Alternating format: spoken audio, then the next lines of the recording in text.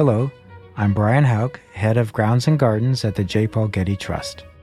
Welcome to Art and Ideas. I'm your host for a 3-episode series with artful gardeners in Southern California. I'm after the charm of tomatoes. I'm after the history of tomatoes. Obviously, appeal and taste and all of that. But if I can tie it up all in one, in one bundle, that's what I want to choose. In this episode, I speak with Scott Daigre, founder of Tomatomania.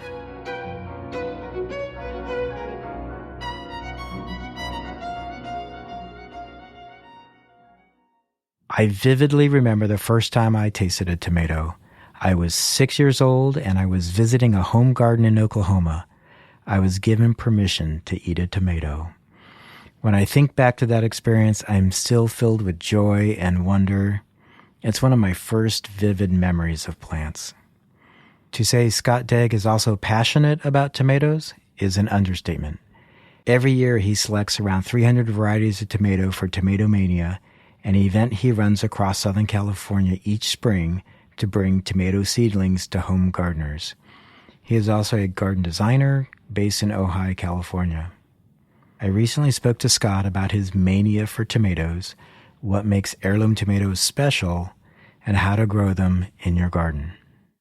I'm talking today with Scott Daigre. Welcome, Scott. We're going to talk about tomatoes today. I love that idea. It's great to talk with you always, Brian, and this is my favorite topic. You're a plant person from way back. I am a plant person. I'm a plant person from way back. When did you start learning about plants? You know what? I had a garden when I was about 5, sort of mimicking my grandfather, right? My garden inspiration, and specifically tomatoes. I remember being in his shed. I remember what that smelled like, right? And I grew up in Louisiana, so it was a wet garden shed. So as you grew up, your love of plants sort of took over your life. I know you've been a garden designer and you've been involved with a specialty nursery, Hortus, right, in Pasadena, and there's probably a number of other things that I don't know about. How did your garden journey begin? I grew up in Louisiana most of my life. By the time I was 21, I had moved to Chicago and into a whole different world as far as gardening is concerned. I always say I did become a gardener in Chicago because I struggled through a winter there that I just wasn't ready for. I'd never done that in my life before. Then I remember that springtime vividly because, oh my God, it was time to be green and, do things in the garden. So coming out of that, I threw seeds in every available spot, where I lived. I moved to Los Angeles about 6 years later, and a friend signed me up for a community garden plot for my birthday. One of those years. And then it started for real. It really did. I did various marketing and promotional kind of career steps early on in my professional career. And I finally just got to the point where I had to leave that. All I really wanted to do was garden. And, as you said, I went to work at Hortus, and it was such a gem. And it was such a hub really as well for all of gardening in Los Angeles. So I learned, I opened my ears, I just soaked it all up, and the garden design happened from that and on and on and on. And I helped build Tomatomania when I was there, so that was critical for me. But it just kept expanding and kept changing, and I found new facets. I never latched onto one part of gardening. I found new things, whether it was vegetables or succulents or, whatever. And so rolled through all that in my early career. I'm glad you mentioned Tomatomania, and I'm glad we finally get to that topic because that is one of the reasons we're here today. Tomatomania has become this part of our culture in Southern California. Oh my gosh, I'm so grateful for that, and I love hearing that. Warms my heart to hear that. To sort of jump the gun, Tomatomania is about heirloom tomatoes. Right. And you go around creating what you might call pop-up nursery events and sell heirloom tomatoes. Is that a fair description? That is a fair description. We are a tomato circus in the springtime, and we run around the state with, a crazy amount of crazy and rare and amazing tomatoes that we offer to home gardeners. That's what we do. That's what Tomatomania is. It started at Hortus. It was originally the brainchild of Gary Jones, my pal, and then boss over there. I helped build the event while at the nursery. I kind of became event planner when I was there, sort of, and just, again, completely latched onto it. And when the nursery closed, I said, let's try to do this outside of this site. And then we became that pop-up. And that was 21 years ago, I think, maybe 22. Isn't that crazy? And so, yeah, we took it on the road. And in fact, since then, we've been in 5 states and about almost 30 cities trying to figure out how it works best, how we like it best, all of that. It's always a work in progress, I guess, as any small business is. But yes, we are a pop-up and we offer crazy good tomato seedlings to good gardeners in wherever we are. I know you approach this as your business. I know as a guest who's been to Tomatomania in the past, I feel like this is a service. When I go there as a so guest, I see heirloom tomatoes and I get to pick and choose, what's out there. And as a gardener, as somebody who cares about what I bring into my home and why I might be choosing a tomato, the fact that there are so many to choose from and some knowledge and some education about it really makes me happy. Oh, thank you. There's such a joy about heirloom tomatoes. I think it's worthwhile to say, what is an heirloom tomato? Why would somebody choose to grow a heirloom tomato versus a more modern hybrid tomato? Well, in the horticultural sense, an heirloom tomato is a variety that is true from seed. That means that if I grow a black crim this year, which is, I think that I credit that tomato with starting the whole heirloom craze, sort of in my world, in our world here. If I save a black crim seed this year, I grow it out next year, I get the same fruit. And that's not true of some of the hybrid classics that we grow and have grown and love. So an heirloom, first of all, is true from seed. I think what people get attached to, and the reason why they're so different, is that they come in a lot more colors and shapes, and they have a lot more personality, perhaps, than, again, the red, medium-sized, roundish kind of things that we've grown for years. And then they have stories. You literally have stories of this seed being, brought with families and explorers and people around the world. And the stories are rich. The stories are varied. And the names tell a lot of the stories, where the tomato came from, what it's used for, whatever. We have beautiful options like a Cherokee Purple. We have a Russian Queen, on and on and on. So many lovely varieties that again, tell a little story. And you can participate in that. I think that's part of what we want. We get to participate in a little bit of history where gardening is concerned, and that is different and interesting for a home gardener. Let me see if I can lay this out. A heirloom tomato could come from any part of the world. Absolutely. Okay. But tomatoes are not native to all parts of the world. No. Tomatoes are from where originally? Originally, the thought is that they originated, or they were first domesticated, if you will, in South America, in Peru, where they were growing wild. Somebody found one, tried it, and it obviously didn't kill them, and that was a good thing. It became a food source, and those seeds went around the world, and they were bred to other things, and that's how we get all this huge variety we have today. Okay, tomato seeds are dispersed throughout the world. Right. And gardeners around the world are starting their seeds over and over again for each year's crop. Yes. Saving those seeds. Very, very important part of that heirloom legacy. And they are making selections according to their interests and their climate? Bingo. Exactly. I mean, if I'm in a super cold climate, I want to save seed from the first tomato of the year, right? I want that earliest tomato. And while I imagine that was really difficult, they probably wanted to eat that tomato. In order that they had tomatoes in Siberia or wherever, in cold climates, they perhaps, grabbed that first tomato.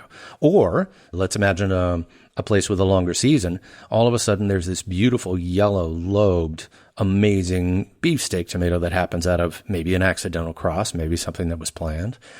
And boom, all of a sudden they just said, well, that's amazing. That's different. That's tasty. Let's hang on to that one. So I imagine all these personalities happened either by accident or by someone's plan over many, many years. And people, yes, selected for exactly what they wanted, their climate, or what they needed to happen in the tomato garden or in the vegetable garden.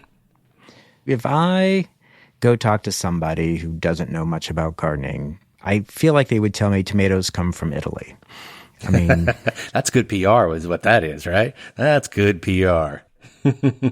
Evidently, you got to grow San Marzano in the hills of Italy, right? In Pompeii or wherever that district is that's famous for them.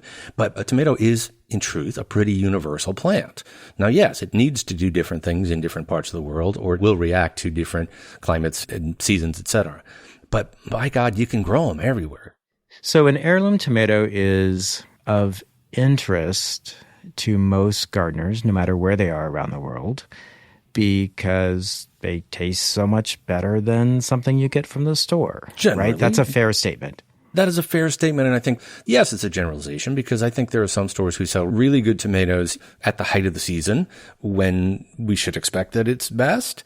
I think most of us, because we now can have tomatoes almost all of the year, spend a lot of the year eating subpar tomatoes. So when it comes around to the time when we can grow them and eat them when they are ripe, and in season and in my garden, the taste and the excitement about that is just, come on, it's tenfold, right? And that's why we get excited, I think, about that heirloom, because we don't necessarily have heirlooms all the time, year round, right? Even though we have, some store-bought kind of reds that you can get in January, sure. It's harder to ship tomatoes across the world like we can do with other fruits. Unfortunately, we sort of have to have some months when we eat cardboard tasting tomatoes. And boy, when we can do it differently, we sure do. I know when I've grown the yellow pear tomato in my backyard, my biggest problem is getting it into the house, because I will have eaten my handful before I make it into the kitchen to actually use them. That's almost what cherry tomatoes are for. You just got to grow a bunch of them so that you can't possibly do that. And then you can have something to eat later at dinner or whatever, or to share, right? Well, yeah. I mean, there's also Matt's wild cherry, which I actually haven't grown for years, but that is a favorite one of mine. Can you tell me about that variety? I don't. It's particular story. I know that I knew nuggets of that, Brian, from here, through the years. It's named for Matt, a horticulturalist kind of adventurer. It is of Mexican origin, if I'm remembering my stats straight. And it's obviously, for your listeners who grow standard tomatoes, it doesn't fit in that mold. It's a wild tomato, which means that its leaves are frillier, maybe more, it's just very, very different. And the tomato itself is more akin to that first tomato that was found on a hillside in South America. It's tiny. It's very tiny. So, the tip of your little finger kind of tiny. And it packs a punch. It's got a great taste as well. So Matt's is one that, because there are other varieties, and you mentioned yellow pear, and we see this with this one as well, because those were so popular, have been so popular for a long time, there are other options that are like them that people move to just because it's interesting. Spoon is a lovely, I think it's the smallest tomato I've ever seen, so we love that about it. But it is the Matt's wild cherry of today. It's almost like tomato fashion. People move in and out of various, as they sort of learn and grow and maybe even experiment in the kitchen.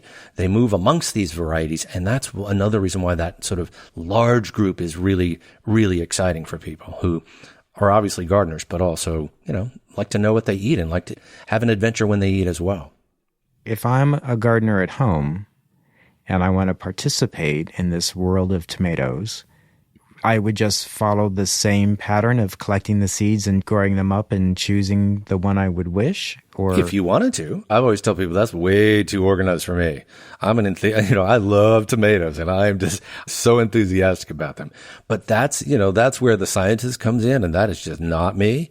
But there are many, and I should say some of the major trends in tomatoes today are being driven by backyard hybridizers. So yes, they are very much deciding, oh, that's amazing, and that's amazing. And I like the growth pattern of this tomato, and the color on that one is just too good. Let's cross them and see what happens. The whole dwarf tomatoes that are coming onto the scene right now, which is huge in tomato circles, all happen because of small hybridizers. You have to have some patience, and you have to have, organizational skills before an heirloom can be sort of sold as one. It generally goes through 7 to 9 generations of testing, or growing is what that is, and obviously tasting and all the rest. So it's a time-consuming thing. Is it possible? Absolutely. 7 to 9 generations. Generations, absolutely. Does that mean 7 to 9 years? Well, in most cases it does, right? If you don't have a greenhouse, and not many people have a the kind of greenhouse that would give you, years or a full year of growth potential, right? For even a tomato, which is tough and easy. Yeah, it takes 7 to 9 generations. So in many cases, it is exactly that. It is exactly that. And then, as you mentioned previously, it's not just growing, it's selecting. I think more often than not, though, back to your point about, people saving seeds, I think it was accidental or not even accidental, but just informally, people saved that thing that they wanted. And by the time the kids grew up, they had only that tomato in their garden, and then they passed it on to the grandkids, so that's how that works.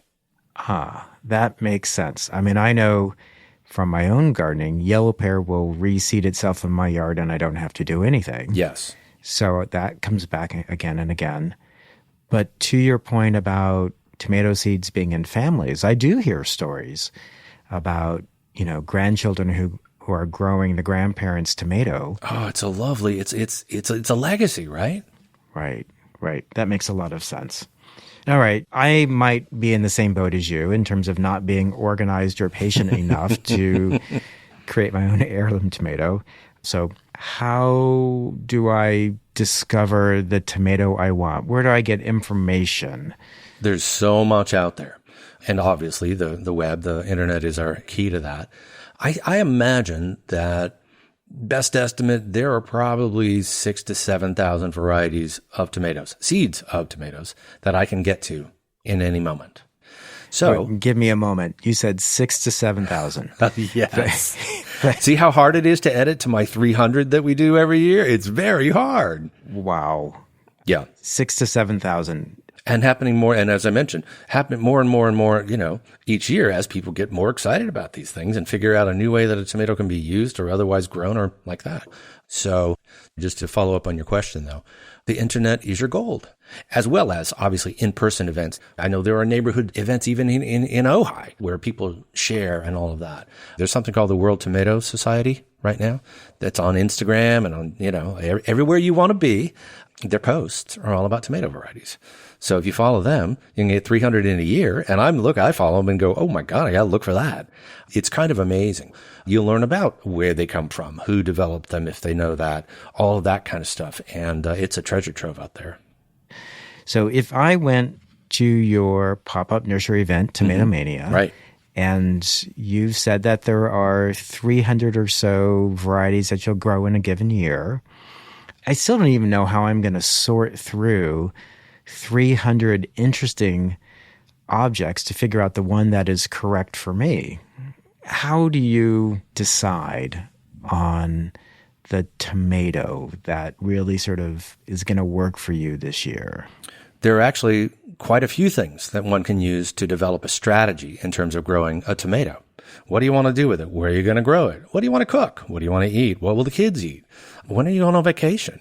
If you're gone for the month of August, you want to grow a lot of early tomatoes, for example.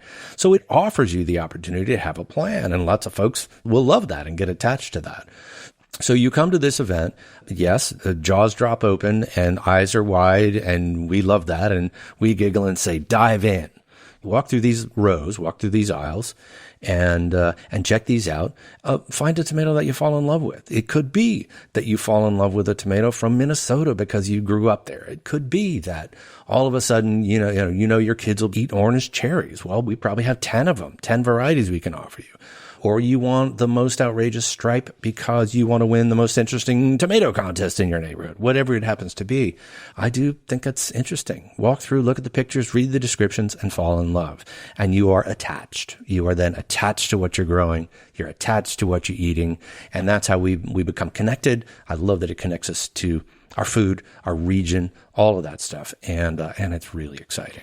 I am going to remember the phrase "a tomato strategy" for the year. Good. I think that's exactly correct. Yes. Well, look, we all grow in different spots, right? We all can't do the same thing and have or expect or enjoy the same result. So we make a strategy. Okay.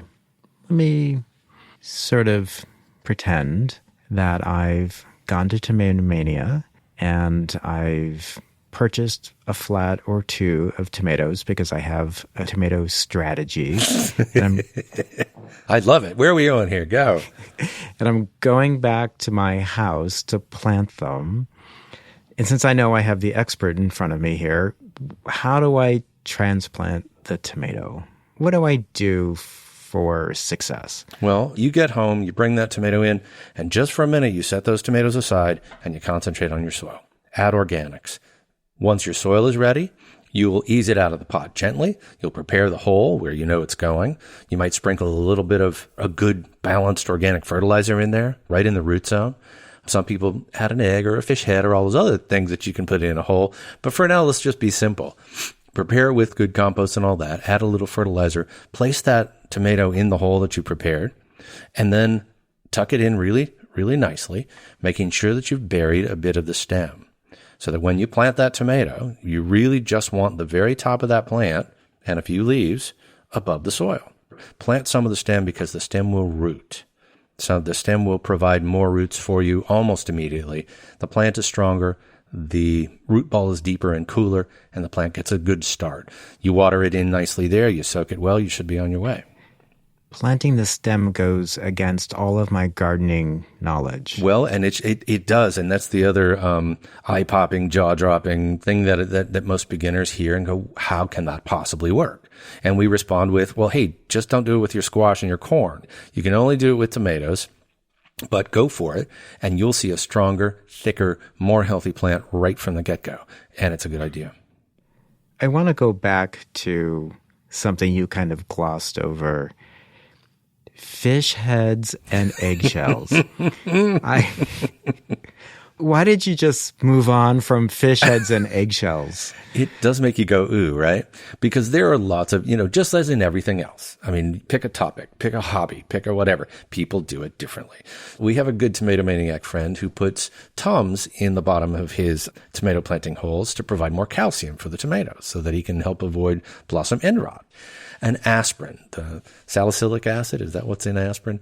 To aid in root development. There's all sorts of lore, all sorts of things out there. We all have those things. I think if you get a good balanced fertilizer and amazing soil, you're off to a good start.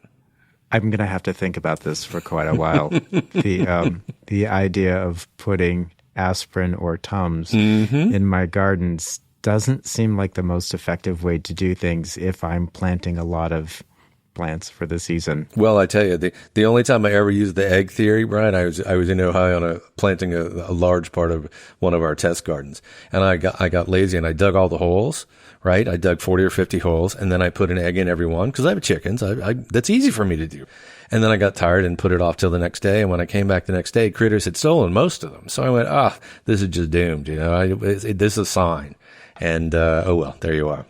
Yeah, clearly you're going to have to crack the eggs in the future. Exactly. Okay.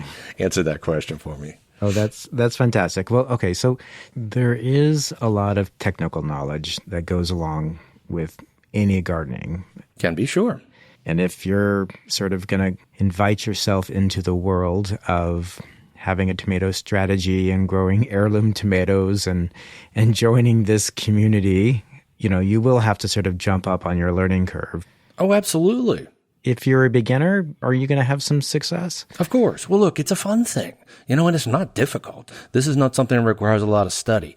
As you hit the different phases of what you're doing, whether it's rooting something into the ground for the first time rather than planting a root ball, or fertilizing, or pruning, or anything that comes along with gardening, and there's all that in the tomato world, right? All of those things are things that you could learn while you're growing this one plant or plants. Just address them as they happen. And you don't have to know it all going in. You learn as you go and as you grow. And there's so much out there that can help you with that. And it's a lovely thing, too. Given that this is a Getty podcast, it makes me think about curating tomatoes in terms of picking from the 6,000 or 7,000 down to 300 every year tomatoes. And maybe we can make the association that you're curating a collection, that you are sorting through all of our available choices and bringing it forward to the local gardener. How do you choose? Oh, gosh, that's such a good question. There are many things that drive a choice, but I'm after the charm of tomatoes. I'm after the history of tomatoes. Obviously, appeal and taste and all of that. But if I can tie it up all in one, in one bundle, that's what I want to choose. And you're so correct. We are creating and curating each season a collection of tomatoes for people to choose from. And that's based on tomato fashion of a sort. It can be about color. It can be about stripes. It can be about size. I think of one particular tomato, Brian, that we sort of honored, if you will, as our tomato of the year a couple of years ago. And it's called Thorburns Terracotta. It's named after Mr. Thorburn, who grew it, and he introduced this tomato in 1893. And it was the cover of Livingston's or whatever seed catalogs. It was highly touted as this amazing tomato that was different. And obviously a terracotta tomato was different. It's sort of a smallish beefsteak. They chatted about it and, promoted it and made it happen for years, but it did quickly fall out of favor because that was an era in which there were more red tomatoes being hybridized than anything. And it was kind of decided, I guess informally, or the market decided that red tomatoes were the thing. And so it fell out of favor and disappeared from the covers of seed catalogs and such. And to many who study such things, and there are several garden historians who try to do this, they thought it was lost. Some seed was found early in the aughts, 10, 15 years ago, and it was in fact found, replanted, retested, all this, right? And we found it and embraced that story wholeheartedly and went, oh my God, this is the kind of thing that we need to showcase. This is the kind of thing that we need to offer the public, the growing public. So yes, we find even antiquated things like this and showcase them in the same way the museum does and offer them to hopefully a whole new group of people, or at least offer a whole new way of looking at this item to a whole group of people. Tomatomania is a tomato exhibit. It is. Got it. It is. And can I tell you one of my dreams is to have a showcase in the middle of the summer where we actually set up tomatoes in a gallery and tell these stories. A tomato on a white plinth in a beautiful white corner with a spotlight on it. It's going to happen one of these days, but it hasn't happened yet. Well, wouldn't that be something? I would enjoy the tomato tasting that goes along with this. Yes. I know some tomatoes have low acidity, some tomatoes are sweet, some tomatoes sort of hit you over the head with a tomato punch. Right. The flavors are fascinating. Can you speak to that a little bit? Well, of course. After it's all said and done, we want good taste. Taste can vary in tomatoes according to the color, the sweetness of a yellow or a red-yellow blend, the deepness, the smokiness of a black tomato, they become sensations. They're dark and mysterious, and boy, that taste is like nothing you've ever had before. The sweetness of a cherry versus the sort of the robustness of a beefsteak. It's all there. When you sort of factor those things into taste is subjective, and we all taste things differently, all possibilities can happen. Everything is possible. And that's how we make this also. I think in the end, we kind of make it a personal game. Everybody doesn't experience what we experience with that tomato in our garden. That's a special experience. That's really, really a keen thing for someone to be able to do. And again, I think it's part of the challenge and it's part of the charm and why we do it again and again and again.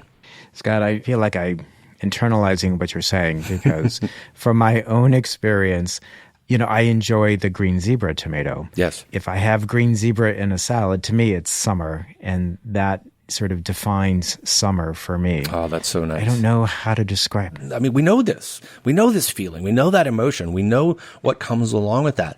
And again, a lot of the times when we talk about Tomatomania and what we do, it's not about so much a plant as it is about an experience. And I think that too is sort of museum-like. You go and you see great art or you see great sculpture, and it's an experience. It's not just an object there. It becomes more than that. And I think that's what kind of we aim to get to. And no, we don't do that for people. We sort of provide an opportunity and they do it themselves. Very, very special. Thank you for that, Scott. I think that really speaks to sort of what's going on. We take it with us. Yes, absolutely. It becomes part of who we are. Absolutely. Scott, I want to thank you for having this conversation with us today.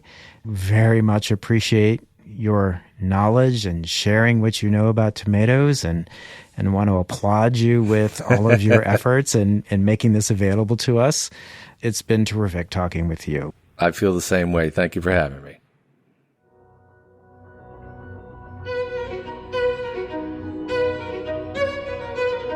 This episode was produced by Zoe Goldman, with audio production by Gideon Brower and mixing by Mike Dodge Weiskopf. Our theme music comes from the Dharma at Big Sur, composed by John Adams for the opening of Walt Disney Concert Hall in Los Angeles in 2003, and is licensed with permission from Hendon Music. For new episodes of Art and Ideas, subscribe on Apple Podcasts, Spotify, and other podcast platforms. For photos, transcripts, and other resources, visit getty.edu/podcasts. And if you have a question or an idea for an upcoming episode, write to us at podcasts@getty.edu. Thanks for listening.